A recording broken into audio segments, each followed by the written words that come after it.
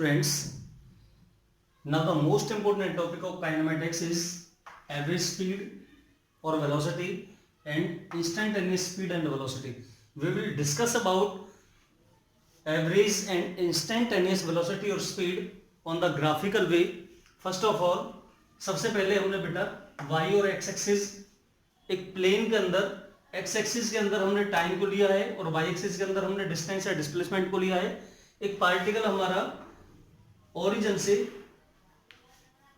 Straight line यानी कि uniform speed से चलता हुआ इस तरह से जाता है कि एक पर्टिकुलर टाइम पर वो x1 की पोजीशन लेता है, एक पर्टिकुलर टाइम t2 पर वो x2 की पोजीशन लेता है। तो हमारी जो डिस्प्लेसमेंट हुई in between x1 to x2 is x2 minus x1, that is represented by delta x. Now the time is t2 minus t1 is represented by delta t. This is a uniform speed or velocity. First of all, we tell about the average speed or velocity is equal to the change in position is x2 minus x1 over time t2 minus t1, that is represented by delta x over delta t, or in y-axis displacement or distance here, in x-axis time here.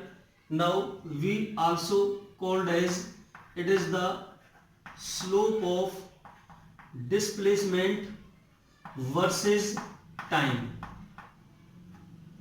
Slope of displacement versus time is known as average velocity, which is represented by delta x over delta t.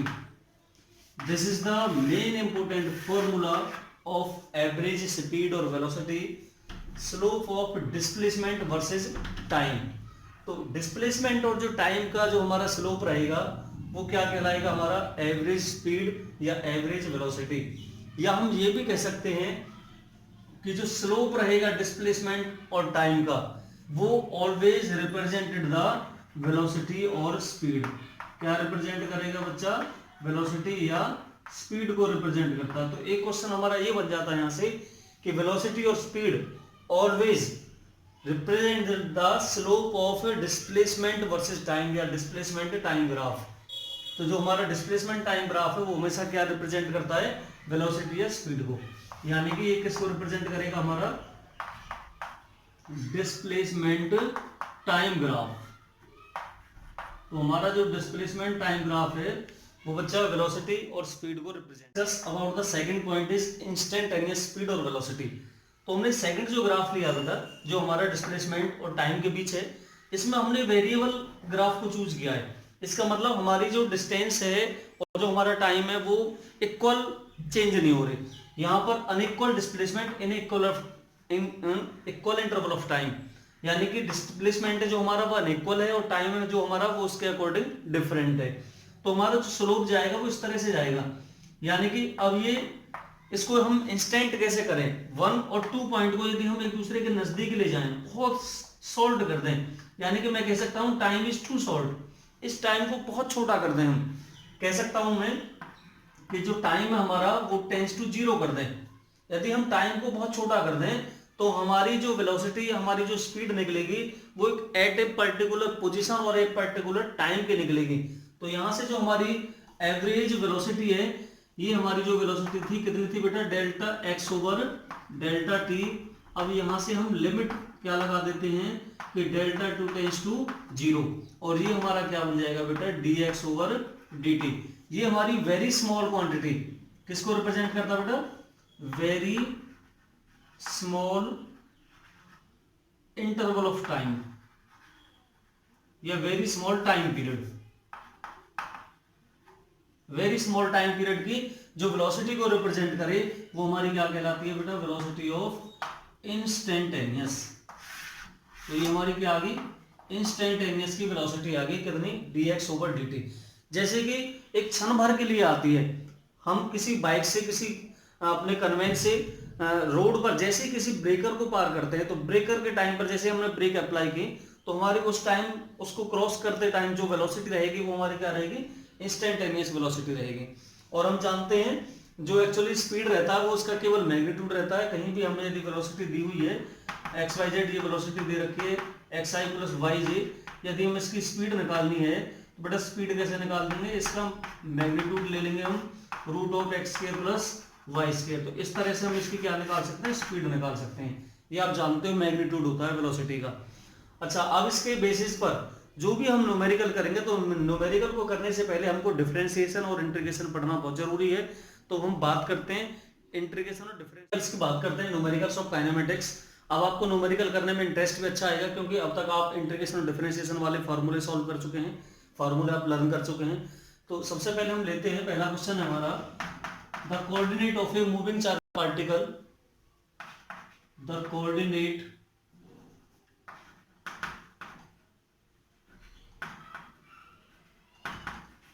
of a moving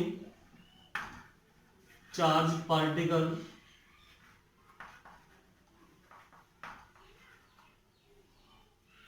is,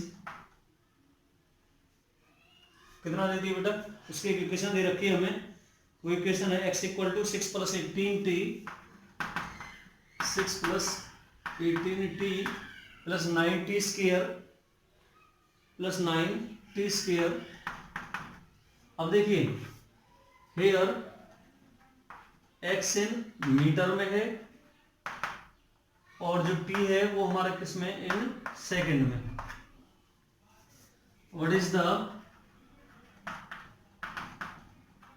velocity at time t equal to 2 second. जब हमारा time 2 second हो तो हमारी velocity क्या होगी, इसका मतलब कौन सी एक पर्टिकुलर टाइम पर वेलोसिटी पूछी है और कौन सी वेलोसिटी रहेगी, हमारी इंस्टेंटेनियस वेलोसिटी रहेगी। तो किस तरह से हम इस क्वेश्चन को सॉल्व करेंगे बेटा, तो हमारी पोजीशन दे रखी है वो कितनी दे रखी है, x equal to 9t square plus 18t plus 6, ये हमारी इक्वेशन दी थी। सबसे पहले हम इसका क्या करते हैं, डिफरेंशिएट करते हैं। इधर टाइम है, इधर हमारी पोजीशन है। यदि हम पोजीशन का टाइम के रेस्पेक्ट में करें तो वो हमारी वेलोसिटी ही निकलती है। Now differentiating on both the sides, differentiate करो बच्चा,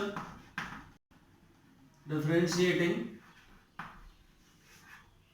ऑन बोथ द साइड्स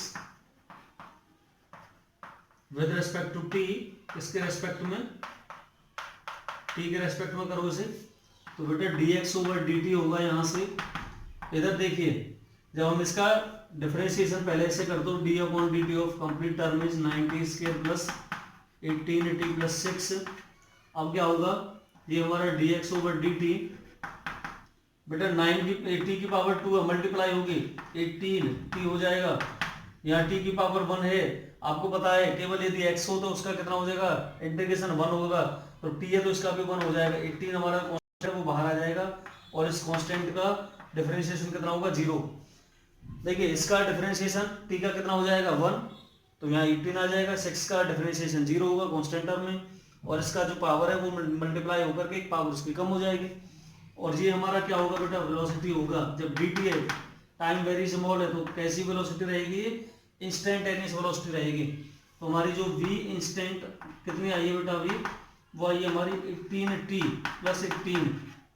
अच्छा, अभी यहाँ पर हमने टाइम पुट नहीं किया, अब उसने कहा है वेलोसिटी एट कितने पर, वेलोसिटी v एट टाइम कितना हो हमारा, 2 सेकंड हो।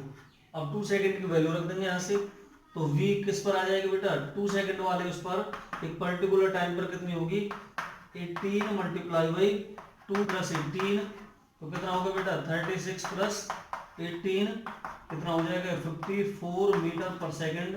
This is the velocity eight, जब हमारा टाइम कितना हो 2 सेकंड हो, तो 2 सेकंड पर वेलोसिटी कितनी हो जाएगी हमारी 54 मीटर पर सेकंड। ये हमारी क्या निकली है, इसकी एक इंस्टेंटेनियस वेलोसिटी निकली है। तो इस तरह से जो हमारी नेक्स्ट क्वेश्चन है वो है the velocity time graph between two object A and B makes an angle 30 degree and 60 degree with the time axis. What is the ratio of the acceleration? अब हमें क्या बताना है कि ये कोई हमारा वेलोसिटी टाइम ग्राफ हो गया, this is the axis of time and this is the axis of velocity. अब वो ये कह रहा है बच्चा कि इस तरह से कोई दो ऑब्जेक्ट हमारे क्या कर रहे हैं, मूव कर रहे हैं किसी प्लेन में।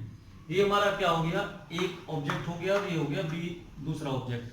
पहला ऑब्जेक्ट टाइम एक्सिस के साथ कितना एंगल बना रहा है बच्चा, 30 डिग्री का, और जो दूसरा ऑब्जेक्ट है वो टाइम एक्सिस के साथ कितना एंगल बना रहा है, 60 डिग्री का। अब वो कह रहा है which object having what is the ratio, दोनों ऑब्जेक्टों का एक्सेलेरेशन का रेशियो कितना होगा, इसका एक्सेलेरेशन कितना होगा और इसका कितना होगा।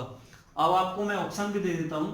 जो पहला ऑप्शन है वो है आपका 1:√3, दूसरा है आपका ऑप्शन √3:1, तीसरा ऑप्शन है आपका 1:3 और चौथा ऑप्शन है आपका 3:1। किस किस का पूछा उसने, the ratio of acceleration of A to the ratio of acceleration of B, ये हमें फाइंड आउट करना है। तो सबसे पहले आप जानते हैं, देखिए यदि ये डिस्प्लेसमेंट का टाइम के साथ ग्राफ होता, डिस्प्लेसमेंट टाइम ग्राफ होता तो ये हमें वेलोसिटी देता। ये हमारा वेलोसिटी टाइम ग्राफ है तो हमें क्या देगा, एक्सेलेरेशन देगा। डिस्प्लेसमेंट टाइम ग्राफ में जो उसका स्लोप ऑफ टेंजेंट होता था वो वेलोसिटी दिखाता था, और वेलोसिटी टाइम ग्राफ में जो उसका टेंजेंट रहेगा, स्लोप ऑफ टेंजेंट, वो क्या दिखाएगा बेटा, इसका एक्सेलेरेशन रिप्रेजेंट करेगा। तो सबसे पहले क्या लेंगे हम, एक्सेलेरेशन ऑफ ए वो कितना रहेगा, slope of velocity versus time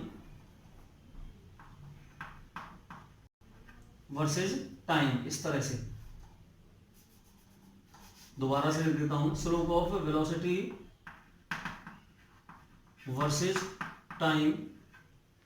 तो इसे निकालना बेटा, स्लोप क्या रहेगा इसका, एक तरह से टेंजेंट रहेगा, टेंजेंट ऑफ द θ1, ये हमारा θ1 था, और ये हमारा कौन सा है, θ2 है। तो θ1 कितना रहेगा बेटा, टेंजेंट ऑफ द θ1 की वैल्यू कितनी हमारी 30 है, tan ऑफ द 30, और tan 30 की जो हमारी वैल्यू होती है ट्रिग्नोमेट्रिक वो कितनी रहती है बेटा, 1/√3। अब इसी तरह से हम क्या लिखेंगे बेटा, एक्सेलेरेशन ऑफ बी। अब बी ऑब्जेक्ट का एक्सेलेरेशन ले लो, वो भी क्या आएगा इसी तरह से, slope of velocity versus time, या हम कह सकते हैं टेंजेंट ऑफ θ2, क्योंकि जो स्लोप है वो टेंजेंट रिप्रेजेंट करता है।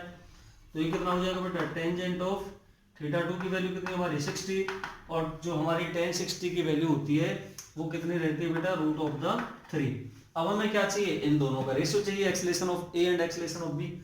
एक्सेलेरेशन ऑफ ए कितना है हमारा 1/√3, एक्सेलेरेशन ऑफ बी हमारा कितना है √3, दोनों का आप रेशियो निकाल दो।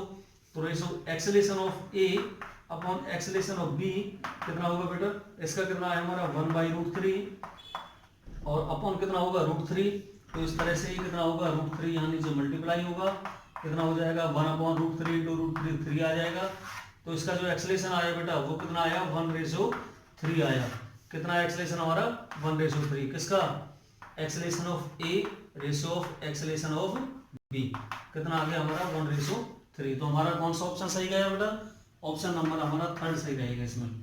तो इस क्वेश्चन को आप एक बार और ट्राई करिएगा, खुद 100% समझ आएगा। हमारा जो नेक्स्ट क्वेश्चन है 3rd, वो है if the velocity of A particle is given by v दे दिया हमें √180 - 16x, what will be it's acceleration. अब इसका एक्सेलेरेशन क्या होगा, देखिए एक्सेलेरेशन निकालने के लिए हम क्या करते हैं, सबसे पहले वेलोसिटी वाली टर्म हमें दे रखी है, वी नो दैट, सॉल्यूशन देंगे हम इसका, we know that acceleration is equal to change of velocity dv/dt। हम क्या करते हैं, इस वाले टर्म को बेटा dx से मल्टीप्लाई करते हैं और dx से क्या करते हैं, डिवाइड करते हैं, इसको आगे पीछे लिखते हैं। तो एक्सेलेरेशन कितना होगा बेटा, dx/dt, dx के अपॉन dt ले लिया मैंने, इंटू dv/dx।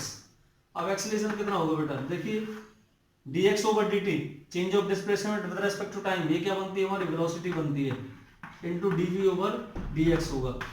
अब देखिए जो हमें दी हुई चीज है उसको उठाइए आप, हमें क्या दे रखा है, v = √180 - 16x।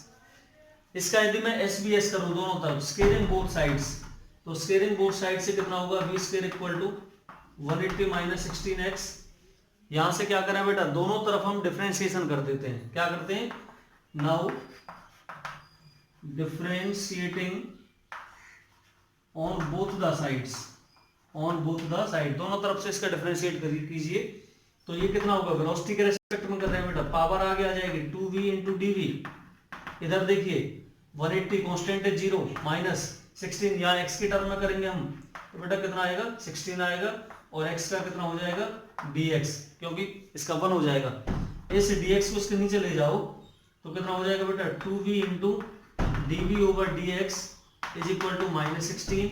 यदि यहाँ से बेटा मैं क्या निकालता हूँ v into D over dx निकालता हूँ, तो 2 इधर जाकर के क्या हो जाएगा, डिवाइड में होगा, -16/2 यानी कि -8 आएगा। ये हमारी v into D over dx की वैल्यू कितनी आई, -8 आई। ये वैल्यू एज इट इज मैं यहाँ रख दूंगा, तो एक्सेलरेशन कितना होगा हमारा -8 आ जाएगा, यानी कि इन दोनों से कंपैरिजन करा दिया, और ये कितना आएगा मीटर पर सेकंड स्क्वायर। बहुत इंपॉर्टेंट क्वेश्चन है, इस क्वेश्चन को आप, ये कई बार पूछा गया क्वेश्चन है, most important question for 2 marks, कई टेस्टों में पूछा गया क्वेश्चन है, आप इसे जरूर करिए। तो पूछा उसने, a person moving A to B with speed 40 km/h and come back from B to A 60 km/h, what is the average speed of the person? ये समझो आप बेटा, ये A पॉइंट हो गया और ये हमारा कोई B पॉइंट हो गया, वो A से B जा रहा है इस तरफ, कितनी स्पीड है उसकी 40 km/h। अब वो वापसी आ रहा है फ्रॉम B to A, अब B से A की तरफ आ रहा है वापसी, किस स्पीड से 60 km/h की स्पीड से। इसका मतलब दोनों कंडीशनों में डिस्टेंस आपकी क्या है, सेम है, डिस्टेंस आपकी इक्वल है। अब वो कह रहा है कि इसकी एवरेज स्पीड क्या होगी। तो यदि इस तरह का कोई आपको क्वेश्चन मिले तो इसका बिल्कुल शॉर्ट ट्रिक, बहुत शॉर्ट ट्रिक बता देता हूं मैं आपको। तो इसका जो शॉर्ट ट्रिक रहेगा वो एवरेज स्पीड का शॉर्ट ट्रिक बेटा 2xy over x plus Y. मेरा कहने का मतलब twice of the product of their velocity या speed upon sum of their speed. यदि मैं पहले जाने वाली को x मान लूं और वापसी आने वाली को y मान लेता हूं, तो देखो कितना आसान हो गया बेटा question. 2 into 40 into 60 over 40 plus 60, मैं क्या कहूंगा बेटा 4 से 24 दूनी 4800 अपॉन कितना हो जाएगा 100, 2 जीरो से 2 जीरो कितना आ जाएगा, ये 48 आ जाएगा, और किसमें ये आ जाएगा किलोमीटर पर आवर में। तो इसके क्या आगे आपकी एवरेज स्पीड आगे निकल करके। तो ये बहुत आसान क्वेश्चन आपका। एक नेक्स्ट क्वेश्चन और ले लेते हैं हम। वो कह रहा देखिए, एक कोई पर्सन है, वो अपने घर से ऑफिस के लिए जाता है रेगुलर। जब वो पहले एक दिन चलता है वो 50 किलोमीटर पर घंटे की चाल से, तो ऑफिस पहुंचने में 10 मिनट लेट हो जाता है। ये समझो यहां उसका किसी का घर है और यहां उसका क्या है, ऑफिस। अब बेटा घर से ऑफिस की तरफ जा रहा हो, जब वो पहले दिन चलता है, पहले दिन चल रहा हो किस स्पीड से 50 किलोमीटर पर आवर की स्पीड से, तो वो घर से ऑफिस तक पहुंचने में 10 मिनट लेट हो गया। कितना हो गया, 10 मिनट लेट हो गया। अब वो नेक्स्ट डे क्या करता है, नेक्स्ट डे वो अपनी स्पीड बढ़ा देता है। तो वो घर से ऑफिस के लिए अब कितना चल रहा, अब चल रहा बेटा वो 60 किलोमीटर पर आवर की स्पीड से, और अब क्या करता है वो, अब 5 मिनट वो अर्लियर पहुंच जाता है, 5 मिनट अर्ली, वो 5 मिनट जल्दी पहुंच जाता है। तो उसने क्या पूछा है, उसने ये पूछा है कि घर से और ऑफिस के बीच की डिस्टेंस कितनी है। उसने क्या पूछा, मेनली डिस्टेंस पूछिए कि बताइए घर से ऑफिस के बीच की डिस्टेंस कितनी है। अब देखिए टोटल जो टाइम हुआ भाई, यहां से चला और यहां तक पहुंचना है, पहले तो वो 10 मिनट क्या हुआ, लेट हुआ। जब उसने स्पीड बढ़ा दी तो 5 मिनट के क्या पहुंच गया, वो जल्दी पहुंच गया। उसका मान चलो ये है पीक टाइम, यहाँ पर उसका ये इसका करेक्ट टाइम है, कितना टाइम, करेक्ट टाइम।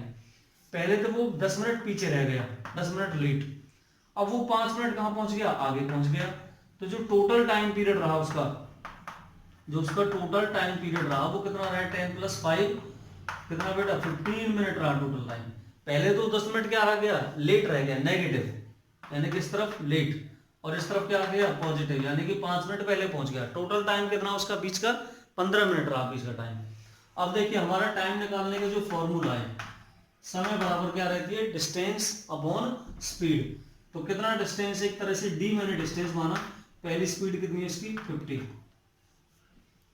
माइनस दूसरा कितना उसका बेटा डी डिस्टेंस है, स्पीड कितनी है उसकी 60 और टोटल जो टाइम का डिफरेंस था पहले और लेट पहुंचने में वो कितना है 15, वो 15 है आपका। अब 15 कितना बेटा मिनट है, इस मिनट को किस में बदल लेंगे हम सेकंड में बदल लो अपॉन 60 करके, सॉरी घंटे में बदल लो अपॉन 60 करके, ये आवर में कन्वर्ट हो जाएगा। अब देखिए क्या करेंगे हम इसे, एलसीएम कितना आ जाएगा बच्चा इसका 300, इसका एलसीएम आ जाएगा 300, कितना हो जाएगा इससे डिवाइड करेंगे हम इसे 60, तो यहाँ से 60 डी आ जाएगा माइनस कितना आ जाएगा 50 डी आ जाएगा इक्वल टू ये 50 कितना हो जाएगा बेटा 15 5 75, ये 750 आ जाएगा यहाँ से। अब इसमें से देखिए 60 में से 50 गई, कितना बचा बेटा 10 डी और यहाँ कितना बचा 750, जीरो से एक जीरो क्या हो जाएगी कैंसिल, डिस्टेंस कितनी आ गई हमारी 75 मीटर, सॉरी 75 किलोमीटर, क्योंकि किलोमीटर पर आवर में, तो उसकी जो डिस्टेंस है वो ऑफिस से घर तक की या घर से ऑफिस तक की कितनी है उसकी 75 किलोमीटर है। बहुत इंपॉर्टेंट क्वेश्चन है, इन सारे क्वेश्चन को आप ज़्यादा से ज़्यादा करिएगा, लाइक शेयर